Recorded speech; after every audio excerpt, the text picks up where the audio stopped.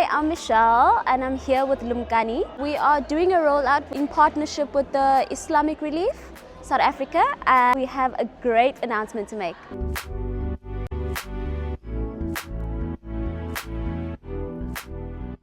My name is Tamara Merrill and I'm the Grant and Impact Manager at Lumkani.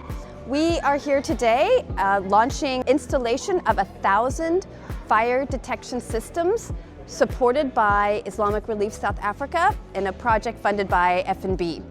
So we're very excited to be here to share this technology that not only offers individual home support, but creates an area-wide call to action through our systems and protect people's lives and property. Hi there everyone, my name is Ridwar Islands. I'm a project manager at Islamic Relief South Africa.